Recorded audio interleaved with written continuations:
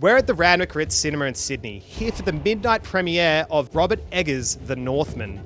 We're going to find out what brings people to a midnight screening, what they'd bring to a Viking raid, what unlocks their inner berserker, and if they got the opportunity, what question they'd ask Bjork. Which of the cast are you most excited to see? Look, I think Alexander Skarsgård is severely underrated. This is a role I haven't really seen him in. I just want to see him slice up some bodies. Keen.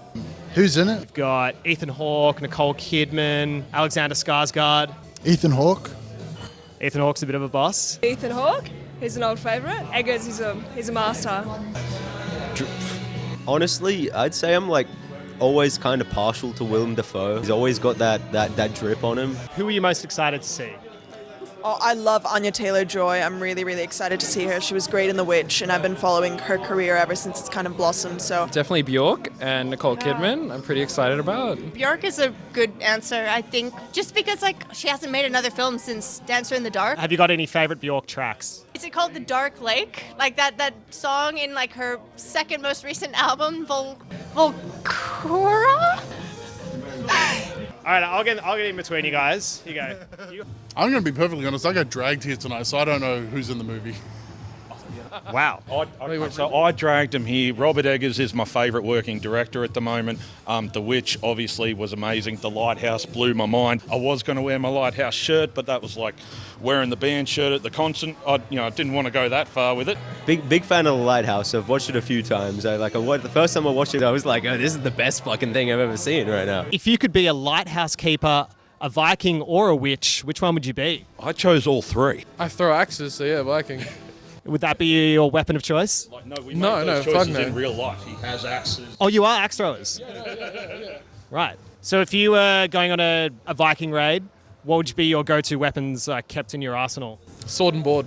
Look, I've had my time on the bow and arrow, and that was pretty accurate, so I'd probably go with that. I feel like axe is a nice choice. You can.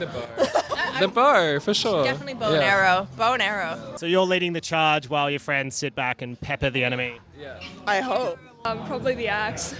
Why isn't there a mace or something in there? They didn't use maces. Did they use maces? This is just an axe, sword, or bow ship. Go for the axe. They got guns. There's no guns at this time. Probably the sword. What's your go-to strategy for staying up for a midnight premiere? Oh, it's I mean, it is 4:20 today. And also a cheeky espresso martini with extra Baileys. That is a real berserker recipe, I feel. The combination of espresso and the ganj. Yeah. I'm in the deep end right now. Espresso martini. Zed and I just got 2 Red Bulls, so Cindy's we're bringing back. them into the cinema. Coffee, probably, actually. This is actually my first premiere I've ever been to. Look, it's a good meal, good dinner. Third coffee at 10 p.m. I've never done a midnight premiere before, but I think my goal would just be to go with the flow. The clock has struck midnight. The crow calls. It's time to see The Northman. Let's go. Sitting down for the movie, I was really hyped after chatting to all the excited fans. And I guess you've got Robert Eggers fans, you've got people who just want to go see The Northman because it looks cool. You've got fans of Anya Taylor-Joy, Skarsgård, people who are up for an action film, people who love history. And certainly as I chatted to more people, I was getting naturally more excited as well. My fairly spoiler-free overview of the movie was that it's brutal.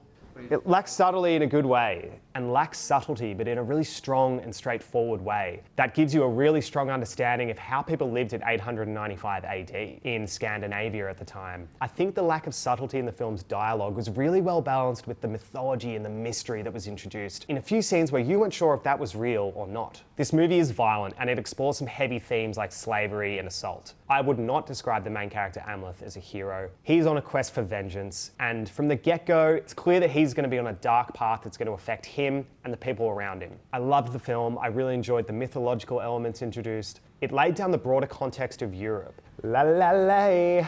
Okay, that's the end of the review. If you want to see more videos of me talking about fantasy stuff, make sure you like, subscribe, comment, share the video, tell your friends, send us an email, do it all.